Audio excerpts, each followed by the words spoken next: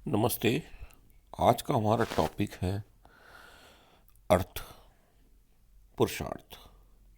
इससे पहले वाले वीडियो में मैंने आपको धर्म पुरुषार्थ के बारे में चर्चा की थी। आज हम अर्थ पुरुषार्थ के बारे में चर्चा करेंगे। भारतीय संस्कृति में भौतिक उन्नति और आध्यात्मिक उन्नति को समान महत्व दिया गया है। भौतिक उन्नति की प्राप्ति के लिए अर्थ पुरुषार्थ का सेवन आवश्यक था, क्योंकि व्यक्ति के सभी प्रयोजन अर्थ से सिद्ध होते हैं। इसलिए संसार के सभी लोग अर्थ की अभिलाषा रखते हैं। अर्थ से अभिप्राय है कि विद्या और क्षमता के अनुसार परिश्रम से धन प्राप्ति और धर्म के अनुसार उसका उपयोग व उपभोग करना। अर्थ अर्थात धन से ही संपूर्ण प्रयोजन सिद्ध होते हैं। ऐसे में धर्म और काम का कोई महत्व नहीं रह जाता है, क्योंकि अर्थ ही संपूर्ण जगत का मूल है। डॉक्टर किरण टंडन ने भारतीय संस्कृति नामक अपनी पुस्तक में लिखा कि पुरुषार्थ चतुष्टय में अर्थ पुरुषार्थ का अभिप्राय मुख्य रूप से जीवों का पार्जन अर्थात धनापार्जन करना है, ताकि व्यक्ति अपनी भौतिक आवश्यकताओं की पूर्ति करने के साथ साथ धर्म और काम पुरुषार्थों की सिद्धि भी कर सके। वस्तुतः अर्थ का अभिप्राय उन सभी उपकरणों अथवा भौतिक साधनों से है जो व्यक्ति को सभी सांसारिक सुख उपलब्ध कराते हैं तथा तत्संबंधी सभी आवश्यकताओं और साधनों की पूर्ति भी करते हैं। ऋग्वैदिक युग में आर्य भी भौतिक सुखों के प्रति जागरूक थे और धन संपत्ति, गाय, अश्व इत्यादि की वृद्धि के लिए वे भगवान से प्रार्थना करते थे। इस प्रकार का भौतिक सुख सुविधा अर्थ से ही संभव था। ऋग्वेद की एक ऋचा में कहा गया है कि अयस्माम पतयो ऋण याम, अर्थात हम धन के स्वामी होवे। इससे आप अभिप्राय है कि हमारा पुरुषार्थ ऐसा होना चाहिए जिससे सर्वकोष्ठ धनादि ऐश्वर्य की प्राप्ति करने में सहायक हो। वेद कंगाल होने का या धनहीन होने का जीवन यापन करने का उपदेश नहीं देता, लेकिन यजुर्वेद में अनिति से उपार्जित धन का निषेध किया गया है।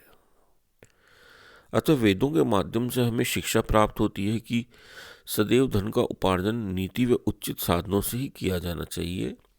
अवैध तरीकों से उपार्जित किया हुआ धन चिरस्थायी नहीं होता। गृहस्थ जीवन के विभिन्न धार्मिक कार्य और कर्तव्यों का पालन अर्थ के बिना संभव नहीं। अतः अर्थ के माध्यम से ही व्यक्ति जीवन की विभिन्न आवश्यकताओं की पूर्ति करता था और अपने जीवन को सुखमय बनाने की योजना बनाता था। याज्ञवल्क्य और राजा जनक की कथा इस बारे में है कि जब याज्ञवल्क्य जनक के यहाँ पहुँचे, तब जनक ने उनसे पूछा कि आपको धनी और पशु अथवा शास्त्र और विजय चाहिए? तो याज्ञवल्क्य ने उत्तर दिया, दोनों चाहिए। निश्चय ही याज्ञवल्क्य की दृष्टि में अर्थ का भी महत्व था। इसी तरह महाभारत में भी अर्थ की महत्ता को स्वीकार करके कहा गया है कि अर्थ से ही धर्म और काम व स्वर्ग की प्राप्ति हो सकती है, क्योंकि अर्थ के बिना तो लोगों के जीवन की यात्रा भी संभव नहीं है। महाभारत में कहा गया है कि धर्म, काम, स्वर्ग, हर्ष, क्रोध, दम इत्यादि सभी की प्राप्ति अर्थ से ही होती है। धर्म कामस्य सर्वोच्च हर्ष क्रोध धनम अर्थादेतानि सर्वाणि प्रवन्ते मराधिया। महाभारत में कहा गया है कि जिस व्यक्ति के पास धन होता है उसके ही मित्र होते हैं, उसी के बंधु बांधव होते हैं। जिसके पास धन है वही इस संसार में पुरुष कहलाने योग्य है और वही पंडित है। अर्थविहीन व्यक्ति ग्रीष्म की सूखी सरिता के समान माना गया है। भारतीय धर्मशास्त्रकारों ने भी अर्थ की महत्ता स्वीकार की है। चाणक्य सूत्र में कहा गया है कि सुख का मूल धर्म है और धर्म का मूल अर्थ है। सुखस्य मूल धर्म, धर्मस्य मूल अर्थ, अर्थ मूलो धर्म कामो, चाणक्य सूत्र। अतः धर्म और काम दोनों का मूल अर्थ बताया गया है। पंचतंत्र में एक स्थान पर कहा गया है कि जो अपूज्य है, जो अपूज्य भी पूज्य, अगंध भी गंध और अवंदनीय भी वंदनीय हो जाता है, यह सब धन अर्थात अर्थ का ही प्रभाव होता है। तो पंचतंत्र में भी अर्थ की ऐसी महत्ता बताई गई। मनुष्य एक सामाजिक प्राणी है और समाज में रहकर ही प्रत्येक मनुष्य को अपनी आवश्यकताओं की पूर्ति हेतु धन की आवश्यकता होती है। साधुजन और मुनिजन भी अपनी आवश्यकताओं की पूर्ति हेतु समाज पर ही आश्रित थे। पंचतंत्र में कहा गया है कि वृद्ध पुरुषों में भी जिनके पास धन है वह तरुण है, जो धनहीन है वे युवा अवस्था में वृद्ध हो जाते हैं। भर्तृहरि ने भी नीति शतक में लिखा कि धन ही संपूर्ण गुणों का मूल है, जिसके पास धन है वही व्यक्ति कुलीन है, वही पंडित है, वही गुणवान है, वही व्यक्ता है और वही दर्शनीय है। तो इतनी ज़्यादा अत्यधिक महत्ता भर्तृहरि ने नीति शतक में गई। अब धन का उपयोग कैसे किया जाए, इसके बारे में भर्तृहरि ने धन की 3 गतियां बताई है। पहला दान, दूसरा भोग और तीसरा नाश। और यह बताया है कि जो मनुष्य न दान देता है और न धन को भोगता है, उसके धन का नाश हो जाता है। तो ये गतियां इसकी धन की बताई गई कि धन किस तरह से कार्य करता है। हितोपदेश में भी कहा गया है कि संसार में सभी मनुष्य धन से ही सदा बलवान होते हैं।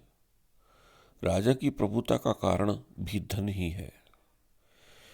हितोपदेश में दरिद्रता और मृत्यु में से दरिद्रता निकृष्ट कही गई है, क्योंकि मृत्यु तो थोड़े से कष्ट से ही दूर हो जाती है, किंतु दरिद्रता तो सदैव अत्यंत दुख देती है। लेकिन हितोपदेश में यह भी कहा गया है कि दूसरों के धन को चुराना अच्छा नहीं है, क्योंकि आवश्यकता से अधिक धन संचय नहीं करना चाहिए। शुक्र नीति में शुक्राचार्य ने कहा कि धन की महत्ता आवश्यक है, अतः मनुष्य को युक्ति एवं साहस के साथ उसकी प्राप्ति के लिए उद्योग करना चाहिए। कौटिल्य ने भी अर्थ को धर्म जितना ही महत्व दिया और धर्म और काम का आधार माना।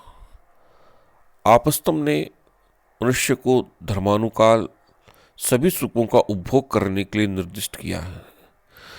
स्पष्ट है कि व्यक्ति के जीवन में सुख की सर्वोपरि महत्ता है। मनु ने भी कहा है कि त्रिवर्ग धर्म अर्थ काम ही श्रेष्ठ है, जिसमें अर्थ की अपनी विशिष्ट महत्ता है। अतः प्रत्येक व्यक्ति भौतिक सुखों की प्राप्ति के लिए प्रयत्न में उद्योग करता है। इसके लिए विभिन्न तरीकों से अर्थोपार्जन करता है, किंतु अर्थ का संग्रह धार्मिक आधार पर होना चाहिए। अधार्मिकता और अन्याय से अर्जित भौतिक सुख और धन संपत्ति का फल दुखद होता है, तथा धर्म विरुद्ध कार्यों में धन व्यय करना भी निंदनीय माना गया है। धर्म को हानि पहुंचाने वाले अर्थ का त्याग करना श्रेयस्कर है। मनु के अनुसार अगर धर्म और काम धर्म विरुद्ध है तो उनको दंड देना चाहिए, उनको छोड़ देना चाहिए। अतः अर्थोपार्जन निमित्त किए जाने वाले प्रयास में धर्म की संस्तुति अवश्य होनी चाहिए। डॉक्टर किरण टंडन भारतीय संस्कृति में लिखती है कि अर्थोपार्जन तभी पुरुषार्थ बन सकता है जब उद्यम, विनय, बुद्धि तथा तप से अर्थोपार्जन किया जाए। धनार्जन सदैव उचित मार्ग से ही करना चाहिए, अनुचित मार्ग से नहीं। चोरी, कालाबाजारी, तस्करी, लूटमार, रिश्वत आदि अनुचित माध्यम से धनोपार्जन करना अर्थ पुरुषार्थ नहीं है, क्योंकि अर्थ पुरुषार्थ व्यक्ति को धर्म पुरुषार्थ की सिद्धि में सहायता प्रदान करता है। जैसे गृहस्थ के लिए धर्म यह है कि यह अर्थ संचय करे और माता पिता व कुटुंब का भरण पोषण करे और साधुओं व मुनियों को उचित दान दे। बिना अर्थ के यह धर्म संभव नहीं है। जो धनापार्जन व्यक्ति को अधर्मी बना दे वह पुरुषार्थ की श्रेणी में नहीं आ सकता। महाभारत के शांति पर्व में भी प्रजा को त्रस्त करके वसूले गए करों अर्थात अर्थदंडों से राजकोष भरने का निषेध बताया गया है। अतः भारतीय संस्कृति में पुरुषार्थ की अवधारणा में धन अर्थात अर्थ का महत्व वहीं तक है जहां तक वह धर्म की पूर्ति करता हो अर्थात धर्म की सिद्ध करता हो। तो हम ये मान सकते हैं कि अर्थ पुरुषार्थ बाकी तीनों पुरुषार्थों में से एक है, लेकिन उसकी महत्ता कम नहीं है। लेकिन फिर भी यह माना जाता है कि वह धर्मानुकूल ही हो। Thank you.